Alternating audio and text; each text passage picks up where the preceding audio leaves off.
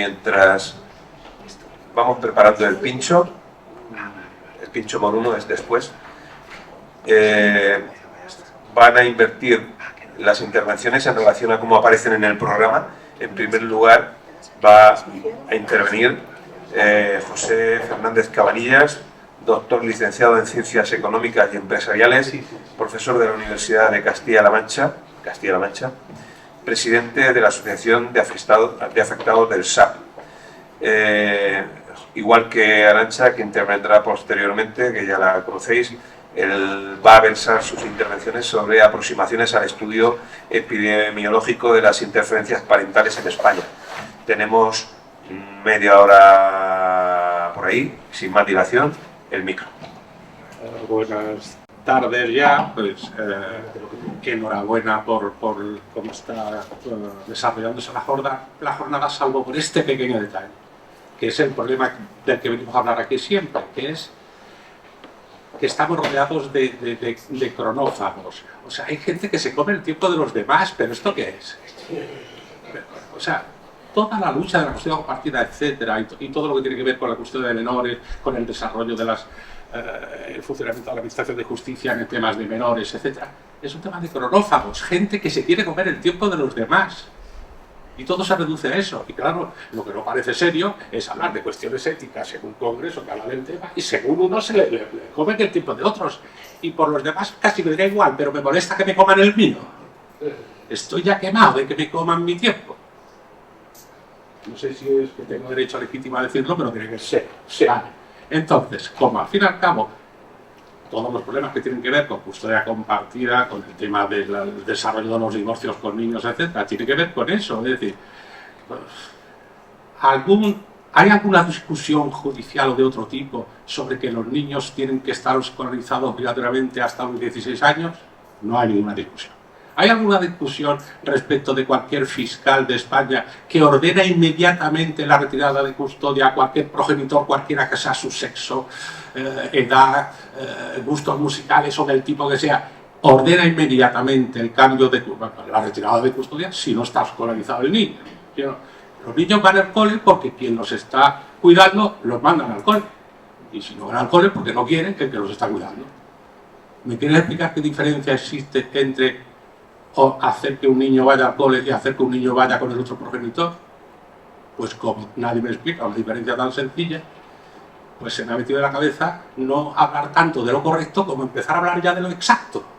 ¿Te parece poco exacto que la una son la una y que la una y media son la una y media? ¿Sí o no? A veces nos perdemos por caminos de argumentaciones extrañas, como el ponente anterior muy bien sacado a colación, habla de lo que opina la psicóloga del juzgado. Oiga usted, que lo que opina usted me importa a mí un pimiento, sus opiniones. Usted va a venir aquí a hablar de algo científico, medible y objetivable, como que este juicio tiene que haber empezado a las 11 y estamos hablando a la 1 y media. De eso no vamos a hablar, o sea, de lo evidente, que no hay que probarlo, no hablamos. Y ahora usted me va a dar su opinión sobre un padre que no ha visto nunca, una niña que pasó por allí y estuvo usted con ella preguntándole 3 cosas un ratillo, y eso que tiene que ver con nada objetivo. ¿Se entiende lo que quiero decir? ¿Habrá algo más objetivo que la hora en la que nos encontramos y no se está cumpliendo nada? Bueno, en resumen, que ya me he desahogado sobre el tema de los que se comen el tiempo de los demás. Entonces, pues intentar no comerme el tuyo, Arantxa, muy rápidamente. Os vamos a presentar las primeras aproximaciones a este estudio epidemiológico de las interferencias parentales en España. Agradecer la ayuda de aportación económica, quiero recordar que de 300 euros, Juan Carlos, de SOS Papá, igual que sendas ayudas de ANASAP, y las aportaciones personales de los implicados, Arantxa, la doctora Arantxa Coca y yo, bueno, fundamentalmente para pagar el trabajo de los informáticos. ¿Por qué? Pues porque esto se trata de un estudio observacional, es decir, diseño de investigación cuyo objetivo es observar, la observación es la madre de la ciencia, es decir, no estamos hablando de estudios experimentales, no cambias variables para ver lo que pasa, bajo una situación de control, no, vamos a observar, queremos observar cosas. Entonces, insisto, sin cambiar el curso natural de los acontecimientos. Es de corte transversal, es decir, todas las mediciones que se han hecho se han realizado en una sola ocasión, con independencia de que afectara a cuestiones del pasado. El estudio se centra en eso, en hechos pasados, es un estudio retrospectivo y es un estudio de carácter descriptivo. Describimos lo que pasa. Los adultos que han contestado a la encuesta online han sido 247, es una muestra no probabilística por bola de nieve que se realizó online de diciembre de 2008 a mayo de 2019. Por bola de nieve quiere decir que cada una de las personas que le llega la información de por favor, ¿quiere usted hacer esta entrevista tal? Se le pide por favor que si conoce personas afectadas le pase la entrevista. Bueno, pues el grupo de profesionales que llevaba una investigación se le decía en el correo electrónico o por vía del teléfono móvil, se le decía a los posibles encuestados: oiga, que estamos haciendo una investigación sobre estos temas para la búsqueda de datos objetivables, por lo menos en España, que todo el mundo habla de algo y nadie, salvo un caso que vamos a nombrar ahora, había intentado medir nada. Bueno, pues entonces que queremos contar con tu colaboración y que realices ese cuestionario y nada, que sepas que está encriptado, que sepas que vamos, que no es nada personal, que tú apareces ahí como una serie de datos y que sepamos el origen. Bueno, en definitiva, lo que se prescribe en este ámbito de las encuestas. Y eso, gracias por tu colaboración. Insisto, gracias a su papá por la ayuda económica en su momento. Resultados directos claros. Primer tema, es que este tema de la alienación parental es un tema de papás, no de mamás, son papás malvados. Bueno, verás, los datos, primeros datos. Los progenitores afectados son 70-30, 70 hombres, 70% hombres, 30% mujeres. Bueno, curiosamente, una tesis doctoral leída en la Facultad de Psicología de la Universidad de Valencia en el 2007, o sea, muy poco antes, usando como fuerza informativa no una encuesta, sino directamente a la búsqueda de la jurisprudencia, usando las bases de datos jurisprudenciales que el SENDOC, el oficial del Consejo General del Poder Judicial u otros de carácter privado. Bueno, pues lo que decía esta tesis, una de las conclusiones de esta tesis doctoral, insisto, utilizando bases de datos de más de 400 resoluciones judiciales en España sobre alienación parental o equivalente hasta finales del 16. Bueno, pues la tesis doctoral que ahí tenéis del psicólogo Ignacio González Sarrió tiene como octava conclusión una íntima relación causa-efecto entre progenitor custodio y progenitor alienante. O sea, si queremos saber algo sobre el sexo de los progenitores que malmeten o que manipulan a los niños contra el otro progenitor, pues la relación causa-efecto es tener el poder sobre el niño, es decir, que soy yo el custodio, es que soy yo el que lo está criando. ¿Sí o no? Vale, entonces, ¿qué tiene de raro que sea 70% varones, padres varones los alienados y 30% mujeres? Nada tiene de raro. Los datos del INE, por ejemplo, por coger el año 2018, pues claro, quitamos cuando no procede custodia, o sea, quitas de los 94.000, quitas 45.000, que es que no hay niños o son mayores de edad. Te quedas con los casos que pueden tener sentido mirar. Y ves que, pues aproximadamente, las custodias en las que el padre puede decir algo es la suma de la custodia paterna exclusiva y la compartida. Pues si sumas la custodia paterna exclusiva y la compartida, donde el padre varón puede decir algo, pues es eso, es el 30% de las madres afectadas y al revés.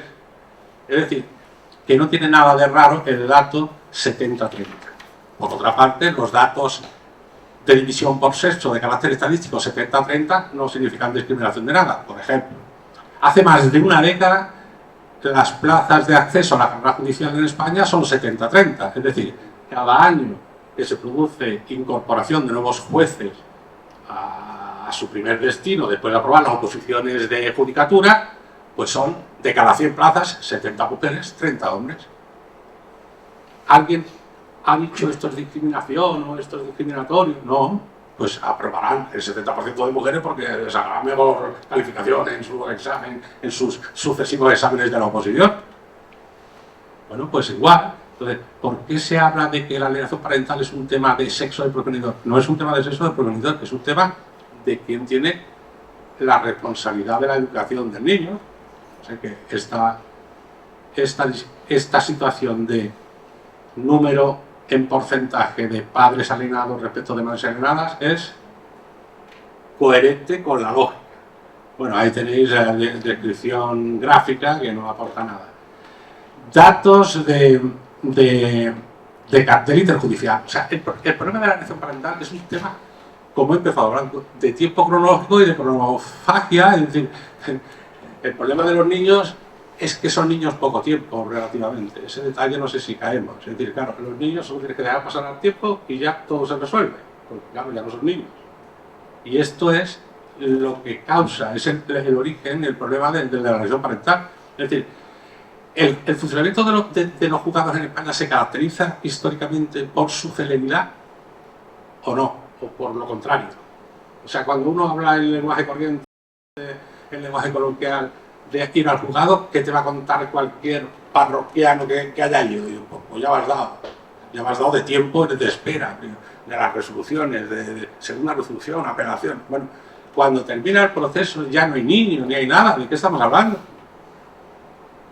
Bueno, pues entonces,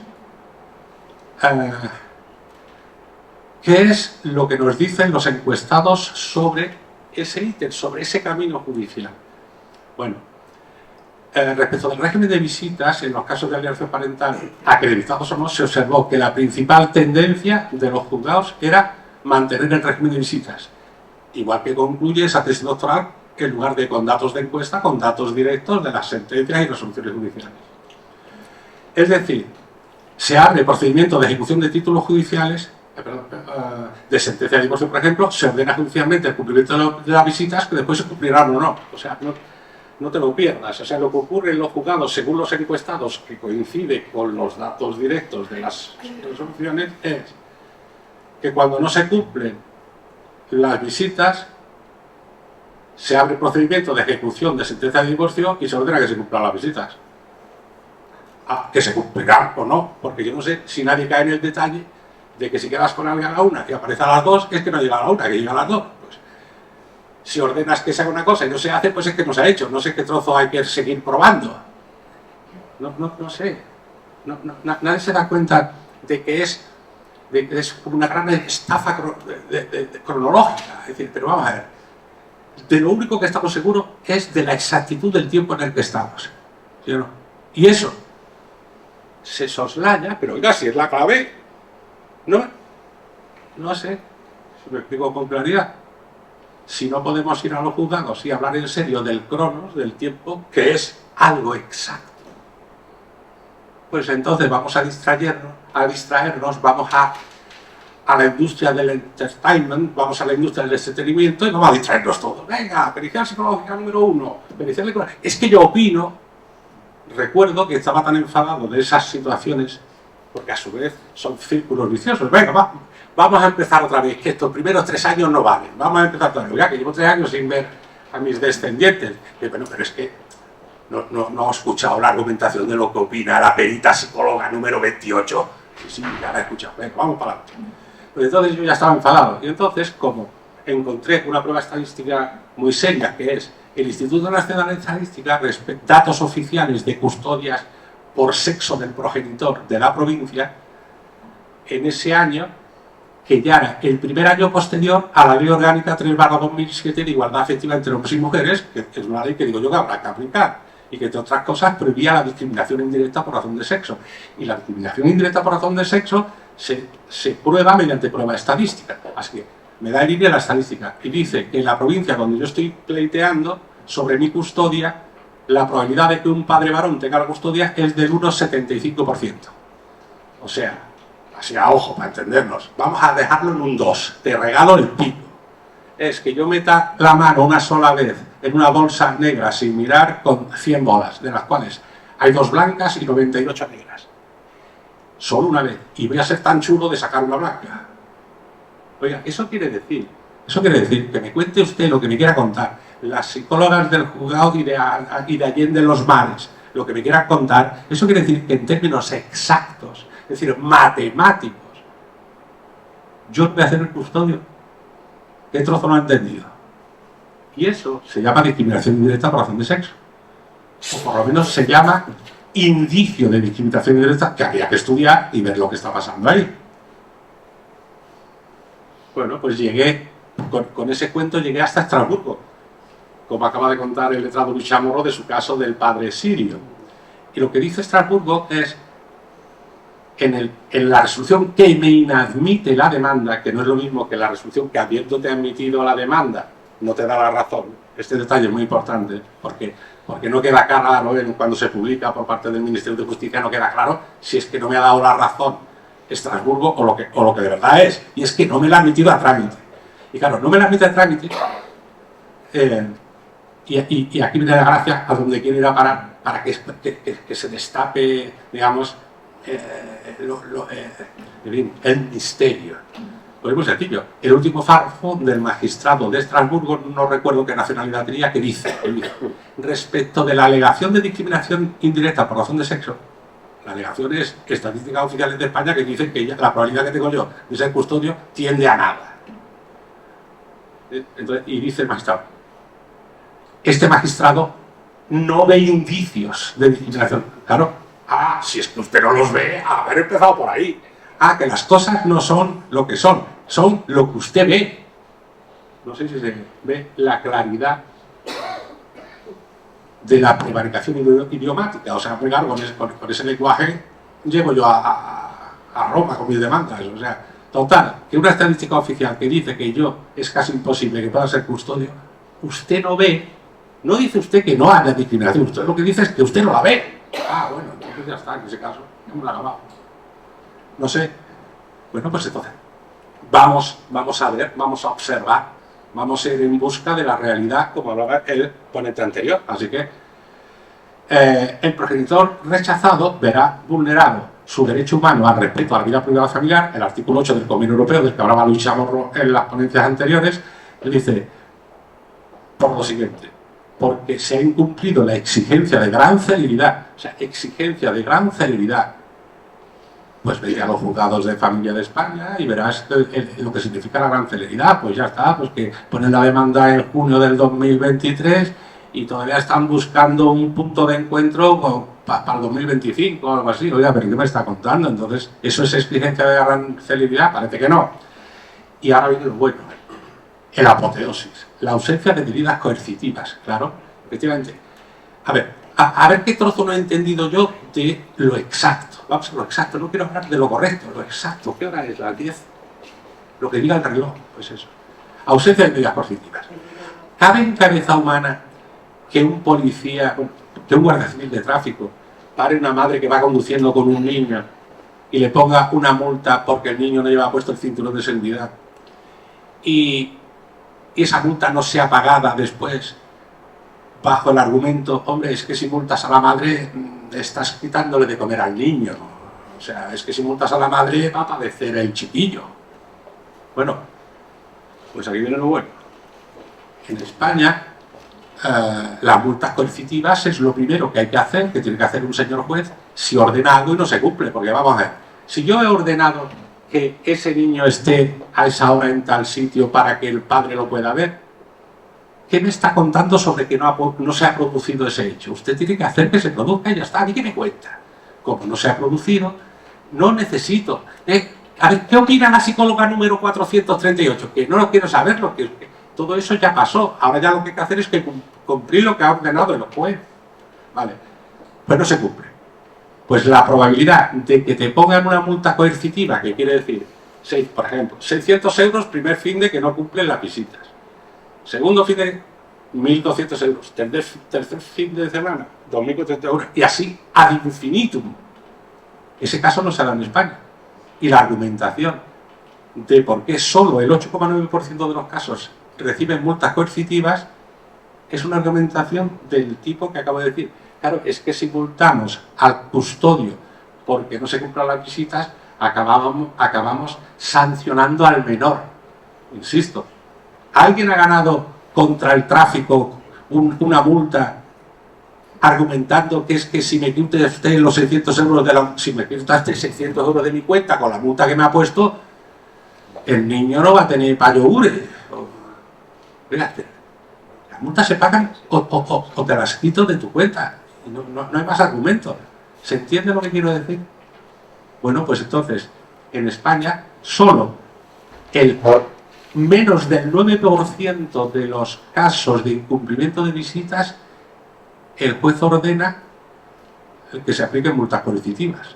Insisto, quiere decir, traducido, tienes un 91% de probabilidades de que no te cueste nada no cumplir ni una sola resolución judicial sobre visitas. Bien, es que, ¿qué pasa? Que la gente no es sensible al hecho de que te cueste dinero algo que no debes hacer o que te salga gratis algo que por lo visto no debes hacer. Pues si te sale gratis algo que no debes hacer y te tiene que salir gratis por lo siguiente, porque no te ponen multas de carácter civil y dejó de ser delito en el ámbito penal. Ya no existe ningún delito ni leve, ni falta, ni nada que sea el incumplimiento de las visitas. Oiga, pues quiere decir que nuestro sistema jurídico, bueno, no digamos que está invitando a incumplir las resoluciones judiciales sobre visitas, pero vamos, desde luego no va a hacer nada en la práctica para hacer que se cumplan. Pues entonces, ¿de qué estamos hablando? Entonces, no digo nada más. Eso sí, me recuerda a mí mismo que, bueno, pues que de nuevo estamos aquí, pues eso, contando pues lo que vivimos, las desdichas anejas a la andante caballería. Es decir, ¿qué nos vamos a contar? Que no sepamos ya sobre el funcionamiento de los tribunales, sobre el mundo. Cedo la palabra a la doctora Arantxa Coca, que sí va a hablar ya del meollo de la encuesta, en fin, de todos los aspectos psicológicos.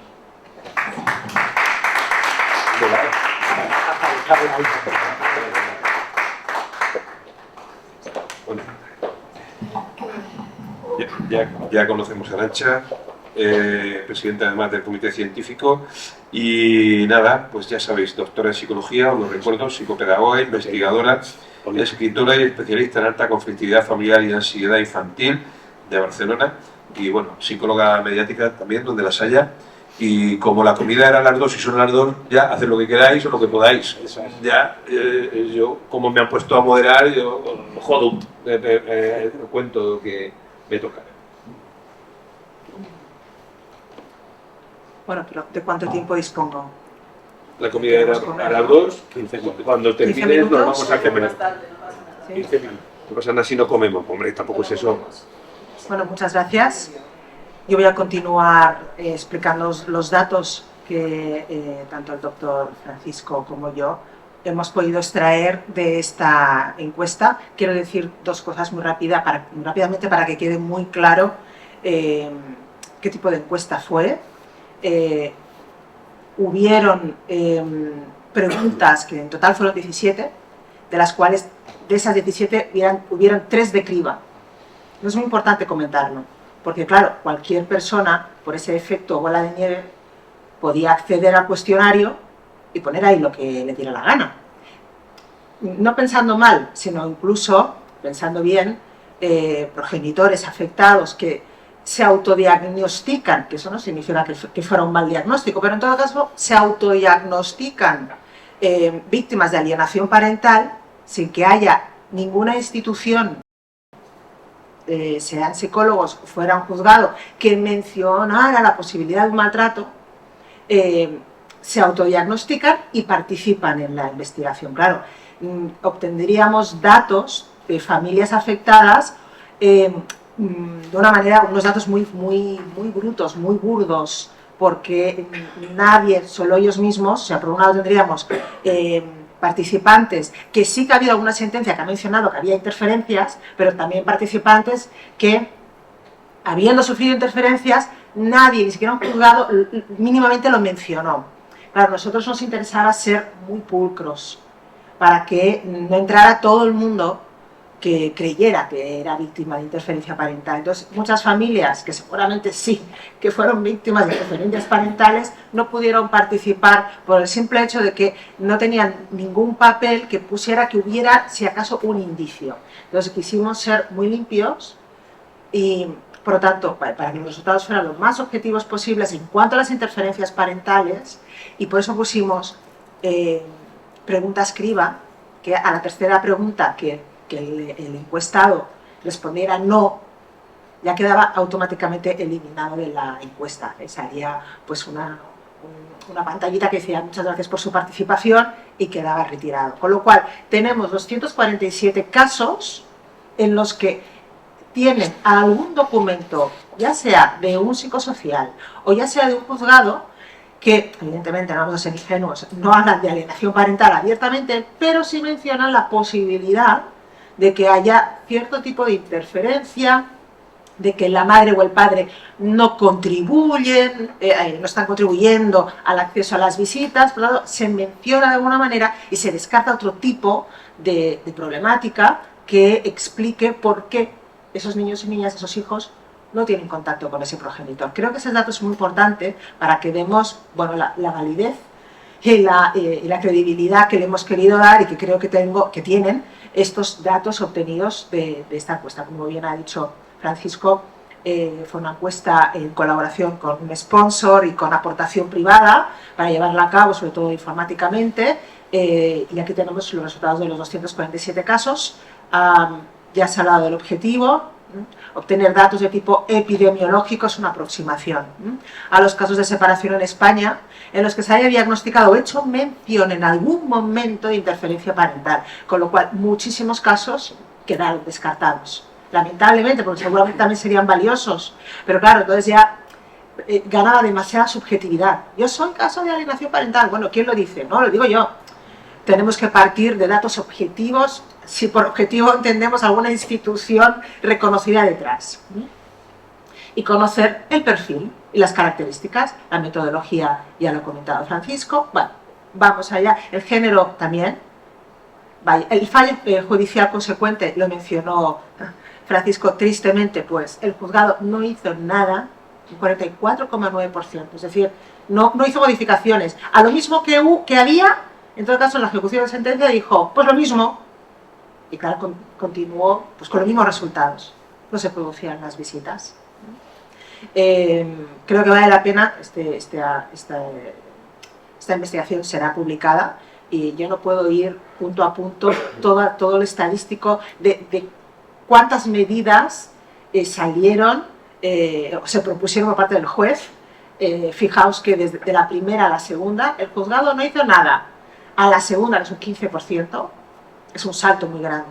El juez obligó el reinicio del régimen de visitas que teníamos hasta el momento estipulado, y un salto bastante importante, y luego ya vamos evidentemente a menos.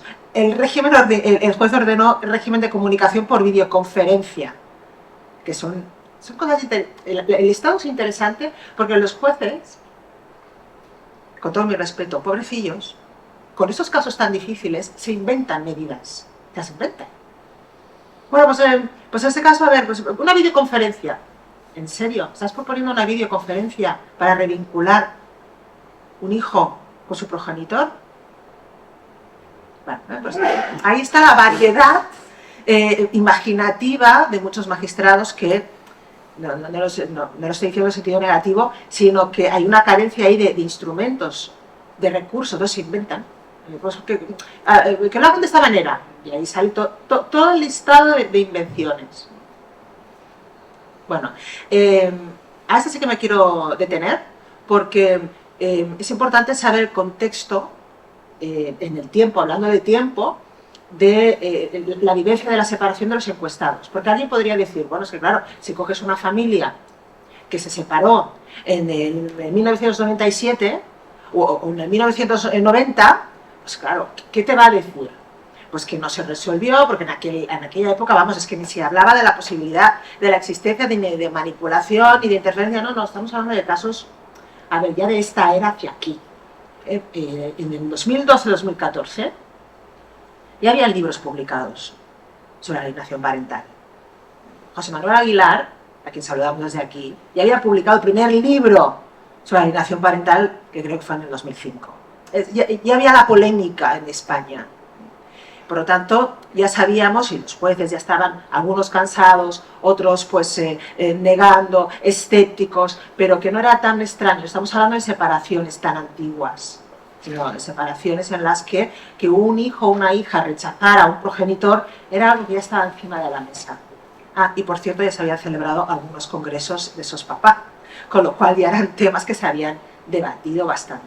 Creo que ese es un dato importante, poner en contexto los participantes de esta encuesta. Bueno, y aquí ya sé que tengo muy poco tiempo, para mí es la parte que tiene más chicha, es interesante la descripción. Fijaos que vamos a empezar por aquí, por el número de hijos en la relación sentimental, número de hijos que tuvo esa pareja que se separó y que tuvieron un hijo único o habían más hermanos. Mayoritariamente un hijo único. Ese es un dato importante desde el punto de vista psicológico. Lo voy a unir a aquellas familias, a aquellos padres que pierden el contacto con uno o varios de sus hijos, pero que no solamente tienen uno, que tienen varios hijos. ¿Qué es este segundo cuadro? Diferencia de edad entre el hijo mayor y el segundo. Realmente la diferencia entre el primogénito y el segundo hijo, el inmediato, el hermano inmediato, es de entre unos 2 y 5 años. Voy a sumar el 44 y el 24. Es decir, hay una diferencia bastante considerable. El hijo mayor puede dedicarse a su hermano inmediatamente pequeño, al segundo. Creo que son dos datos muy importantes, porque corroboran, yo no puedo cruzar aquí porque no tengo tiempo, pero corroboran observaciones en cuanto a cómo funciona y cómo se maneja la manipulación en los niños. Sigue siendo el hijo o la hija más afectada el primogénito, el mayor, con diferencia. Yo en publicaciones posteriores incluso he hablado de la cadena de manipulación. No empieza con el padre o la madre manipuladora, empieza con un abuelo, generalmente. Hay un abuelo que le dice a su hijo o a su hija: te estás separando los hijos para ti. Entonces, es el primero que insta al alienador o alienadora. Ese programa al hijo mayor. Si es hijo único, toda la programación y toda la presión y el abuso emocional va a un hijo, imaginaos, a uno, que es al que tiene que retener. Si hay más hermanos, la cadena continúa. El hijo mayor es el que se encarga de manipular a los siguientes, generalmente al segundo hijo. Sucede algo muy curioso si hay el tercer hijo, pero no me da tiempo de explicarlo. Pero realmente lo hemos visto y ustedes serán testigos en muchos casos que habrán visto y vivido, tanto como profesionales jurídicos como de la psicología, que lo que hace el primero lo repite el segundo. Es que si mi hermano mayor no va, yo tampoco. Quizás no tengo nada en contra de mi padre o de mi madre, pero no voy a ir si mi hermano no va. ¿Qué hago yo yendo y mi hermano mayor no? Entonces, la diferencia de edad entre el primer hijo y el segundo, de los dos hermanos, es un dato interesante, porque no va a programar igual hermanos de la misma edad, porque no haya esa autoridad mental o que tiene el que es el hermano, y se sabe que es el hermano mayor si tienen la misma edad. Generalmente suele haber una diferencia de edad, entre 5 o 6 años. Entonces ya tiene autoridad porque es el mayor, ejerce de mayor, y generalmente este primogénito ocupa el lugar psicológico del progenitor ausente, por lo cual más autoridad todavía se encarga del hermano inmediatamente siguiente. Y ahí queda reflejado realmente en esta estadística cómo funciona la programación de principalmente afectados los hijos mayores o el primogénito, más si es un hijo único, y cómo la correlación entre el primer hijo y cómo programa o manipula a su hermano inmediatamente siguiente. También las dificultades en el cumplimiento del régimen de visitas afectan principalmente a todos mis hijos. Solo tengo uno, con lo cual principalmente queda un 57%. El primogénito realmente es el que acusa mucho más la programación. A todos mis hijos el 30%. Solo a mi hijo mayor, muy poquito. O sea, si hay más hijos de esa relación, es muy raro que solo afecte a uno. Es muy raro encontrar casos, lo habéis visto, en el que no, es el hijo mayor, pero los siguientes sí que quieren. Rarísimo. Es el hijo mayor quien se encarga en esa cadena de alienación de arrastrar a los siguientes. Voy más adelante. Bueno, ¿a partir de cuándo comienzan las dificultades ¿cómo se llama?, dificultades, que no se producen las visitas, ya hay problemas en los intercambios, a eso nos referimos con dificultades. En el cumplimiento del régimen de visitas, inmediatamente a partir de la separación conyugal. Eso es interesante, este dato. Fijaos que a partir del momento en que yo inicio una nueva relación sentimental, baja drásticamente a un 14%, que continúa siendo muy alto. Es decir, el segundo ítem, a partir del momento en que yo inicio una nueva relación sentimental, recoge muchas cosas. En el momento en que mi vida cambia, porque consigo un trabajo, porque consigo un novio, una novia, una nueva pareja, ya no os digo que tengo más hijos. Vuelvo a ser papá, vuelvo a ser mamá de otra relación. En el momento que hay un cambio cualitativo en la vida de ese progenitor, hasta ahora las cosas iban bien, pero a partir de ese momento hay problemas en el cumplimiento del régimen de visitas. Sin embargo, sigue siendo mayoritario que haya dificultades ya desde el inicio. Eso es importante tenerlo muy en cuenta. Inmediatamente a partir de la separación conyugal. ¿Por qué? Porque ya lo sabéis los juristas, hay un espacio en el que se llaman las provisionales. En ese espacio de provisionales, que no son tan provisionales porque son muy eternas, se fragua todo el abuso y toda la manipulación. Y eso es inmediatamente después de la separación. Y ahí ya se ancla la alienación o la interferencia y se planifica. Entonces, y funciona mucho más puede suceder más tarde, con lo cual yo creo que incluso desde el punto de vista psicológico el impacto emocional de esto en un progenitor que está teniendo, que durante 3 años no ha tenido problemas en el régimen de visitas y después de 3 años ya no quieren ir con él o con ella, el impacto emocional yo creo que es mucho más fuerte. Si hasta ahora no teníamos ningún problema, pero ahora que saben que tengo novio, que tengo novia, o que tengo pareja, o que espero un hijo, de repente, además acostumbra a ser de golpe, ya siguiente fin de semana ya viene. Creo que psicológicamente el impacto es mayor, pero estadísticamente seguimos viendo que la manipulación es más fuerte, la interferencia se produce mucho más porque también tienen más variables que la ayudan, y una de esas variables es el propio sistema, cuando es inmediatamente después de la separación conyugal. Más cosas, muy interesante ver qué conductas de los hijos estaban descritas o mencionadas por parte de los profesionales. Ya he dicho, y por eso creía interesante señalar, que aquí hay una criba. Son casos en los que algún profesional, ya no el propio progenitor afectado, dice y sugiere que no se puede explicar esa desvinculación de los hijos con el padre de otra manera que no sea pues porque hay interferencias. Entonces, claro, las recogen, en algún momento las describen. Entonces yo digo, bueno, ¿y cuáles son las más observables? Rechaza al progenitor y a todo el entorno familiar. Este sigue siendo el síntoma principal observado y que llama más la atención de los profesionales, sean juristas, magistrados o profesionales de la salud o sociales. Es decir, lo que llama más la atención es, bueno, si yo hubiera hecho algo malo, pero es que tampoco quiere ver a sus primitos, a sus abuelos que estaban tan unidos a él, ni siquiera a los amigos. Aquellos amigos que que se quedaban en casa a dormir, a pasar la noche, tampoco. O sea, hay un corte con toda una vida suya de este menor, que tiene que ver con ese progenitor afectado. Sin duda, fijaos, más del 60% han mencionado que sin duda es el síntoma clave. Y inmediatamente después, que los 3 primeros no tienen desperdicio, utiliza un vocabulario impropio de su edad. Eso es lo que más llama la atención, sobre todo a los profesionales, que escuchan que tienen frases o palabras muy propias de la edad y que tienen, por lo tanto, un discurso muy adultista. Y luego, en un 49, que es casi un 50, falta de argumentos, lo que llamamos una respuesta vaga, vacía. ¿Por qué no? No, porque me dice que tengo que recoger la mesa, me manda a hacer deberes.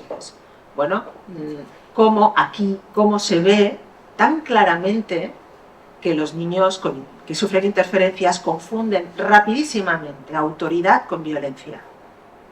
Entonces, que el progenitor, con su autoridad de progenitor, le mande a hacer algo, un hábito, una rutina hogareña, lo confunda con violencia, un 50%. Realmente hemos ido más allá de los 8 puntos de Gardner, ya dije en la presentación, en la inauguración del Congreso, que iríamos más allá de Gardner y hemos hecho un listado más largo sobre síntomas. Bueno, creo importante recalcar estos 3. Bueno, y a día de hoy, después de todo el procedimiento, todo el proceso judicial, a día de hoy, ¿cómo está el caso? También lo preguntábamos en el cuestionario. Que este cuestionario, ya les he dicho que tiene 17 preguntas con múltiples respuestas, con lo cual no se quedan ustedes que son 17 preguntas y ya. Recogía muchos detalles para intentar abarcar todo el abanico de respuestas y de medidas judiciales del universo de las interferencias parentales. Entonces, claro, después de todo, de las 17 preguntas, al final decíamos, ¿cómo está el caso a día de hoy? Después de haber pasado por psicosociales, ¿cómo está? En cuanto a la custodia, que creímos importante preguntar, ¿la custodia se movió? Porque claro, es normal, muchos dicen, pues lo voy a cambiar, voy a pedir una modificación de medidas, y como está con un progenitor abusador, maltratador, pues claro, mis hijos no pueden estar con una persona así, voy a pedir el cambio. Pues más del 63% la sigue manteniendo el custodio que al principio la tenía. No hay modificaciones, con lo cual, tristemente, seguimos observando que ir por aquí, aunque yo entiendo que se pida como medida, porque es la más lógica, pero si usted está diciendo que el otro progenitor ejerce una mala influencia, una negligencia, un abuso emocional sobre sus hijos, es normal que pida que se le retire, aunque no la vaya a conseguir. Efectivamente, pocas veces se consigue el cambio de guardacustodia. Que todavía tengan, de los que tenían la custodia compartida, todavía la mantengan, solo un 10%. Ahí se ve afectada. Ahí. Piensen ustedes que con estos datos cruzamos, pero no da tiempo, cruzamos muchos datos con asuntos penales, porque muchos ítems están relacionados sobre denuncias penales. Entonces, claro, cuando ya se cruzan las denuncias penales, ya sabemos lo que pasa con la custodia compartida, que cae de forma automática, con lo cual solo un 10% la mantuvo. Aquellas familias que la tenían, solo un 10% la mantuvieron, ¿no? Mi hijo, mis hijos viven con el otro progenitor, aunque la resolución vigente, aunque la resolución judicial vigente la tengo yo, es decir, todavía más psicodélico, es decir, las pocas veces que dijo cambio de custodia, no se produce, la sigue manteniendo. Hay algo que impide la ejecución de esa resolución o de ese auto. Bueno, y recientemente nos han dado la guarda y custodia solo casi un 2%, es decir, padres, madres coraje que insisten y años, después de años consiguen que todo quede absuelto y que le concedan la guardacustodia. Evidentemente es un caso, nada, realmente después de casos de alienación parental muy cronificados en el tiempo, conseguir una custodia compartida, al menos en las familias que pasaron la encuesta, un poquito. Sí.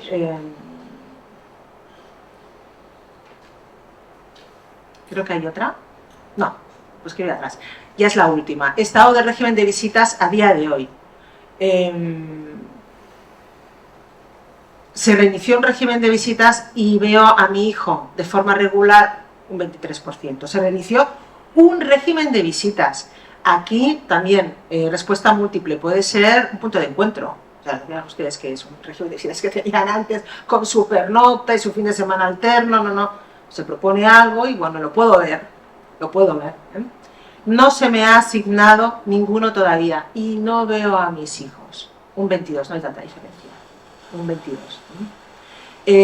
Y muy tristemente un 15%, casi un 16%, ya no hay régimen de visitas. Ha pasado tanto tiempo que mi hijo ya es mayor de edad, que tristemente en la mayoría de casos en las interferencias parentales el procedimiento es tan largo que se alcanza la mayoría de edad y ya está, y el juez ya se quita el caso de encima de su mesa.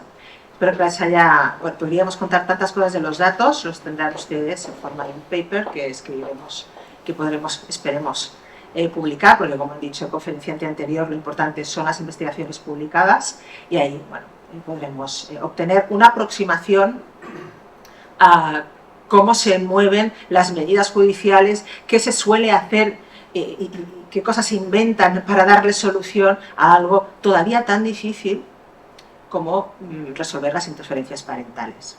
Muchas gracias. quiero agradeceros vuestras intervenciones, un análisis precioso y real, ilustrativo, de lo que hay detrás, con datos, con una investigación seria de las interferencias parentales y de cómo la Administración de Justicia también se convierte en una interferencia más y no pequeña. Habría para un par de preguntas, por favor, con brevedad. Lo pido, por favor, y así podemos hacerlo. Tú dirás. Sí, hola. Francisco, ¿qué opinas tú de, por ejemplo, de presentar una denuncia contra los jueces que no aplican sus propias sentencias cuando hay incumplimiento de sentencias? Cuando el artículo 18 de la ley orgánica. Lo digo porque yo lo he hecho y me funciona. Bueno, hay un artículo de la Ley Orgánica del Poder Judicial que hay que conocer. A ver, ¿qué ocurre en los casos de grave interferencias parentales y que impiden la ejecución de las resoluciones judiciales? Ahí no es nada. Oiga, si no se va a aplicar, si no se va a ejecutar una sentencia judicial firme, pues haber empezado por ahí. Lo dejamos todo y nos dedicamos al circo del sol.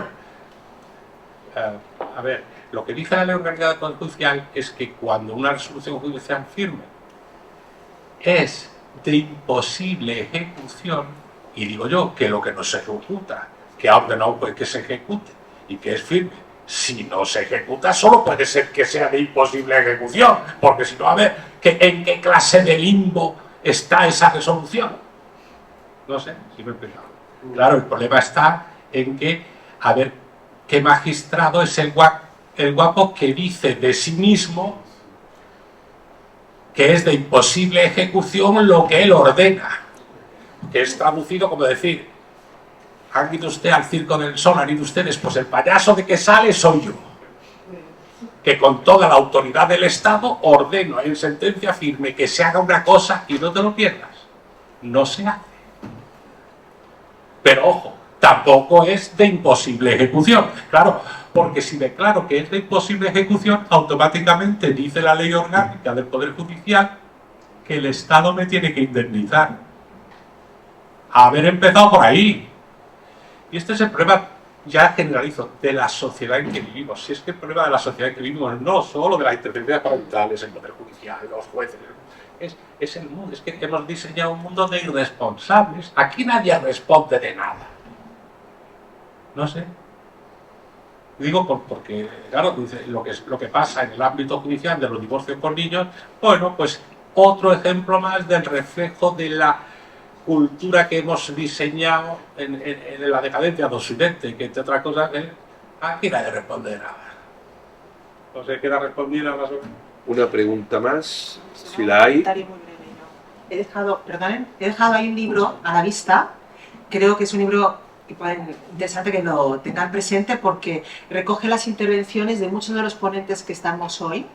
Fue un proyecto que salió después del Congreso del 2016, un libro que se publicó en el 2018, antes de la pandemia, o sea que todavía está reciente. Ahí podrán ver las intervenciones y artículos muy interesantes. Está compilado por Cabanillas, interviene Sariego,